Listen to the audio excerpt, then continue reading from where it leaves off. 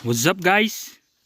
Dahil nga mainit ang panahon, ay naisipan naming magkape dito sa gitna ng gubat. Dahil wala kaming dalang gamit para sa pagpapakulo ng tubig, ay gumawa na lang kami ng paraan. Kumuha nga pala dyan si Guaps ng puno ng kawayan na siyang gagamitin namin sa pagpapakulo ng tubig.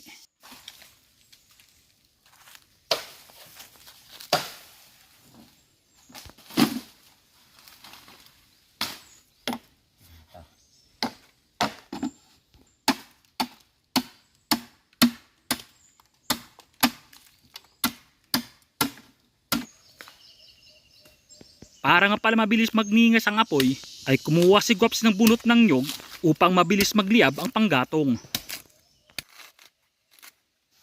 Double purpose nga pala yung bunot na yan guys. Ang sabi kasi sa akin ni Guaps, parang malapit na daw siyang tawagin ng kalikasan.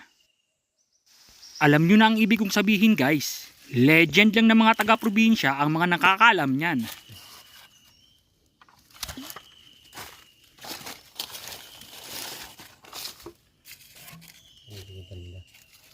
Sa puntong ito guys, ay nag-umpisa na si Guaps magpaningas ng apoy.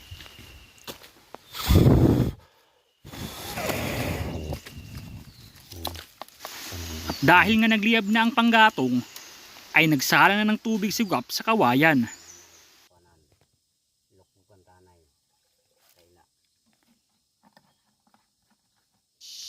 At syempre, banlawan muna para safe.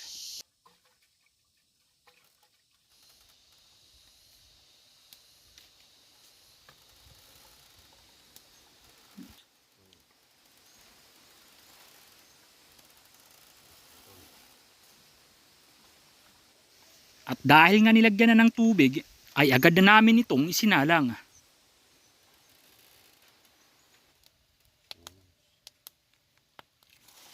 Inaabot nga pala guys ng 10 minuto bago kumulo ang tubig. At dahil kumulo na, matik. Wala nga rin pala kaming dalang tasa, kaya gumawa na lang din kami ng improvise na mapaglagyan ng kape. Dahil mainit ang panahon guys, ito ang nararapat sa ating mga Pinoy guys, ang magtimpla ng kape. Diba? Yan guys oh. Purya sa vlog lang guys.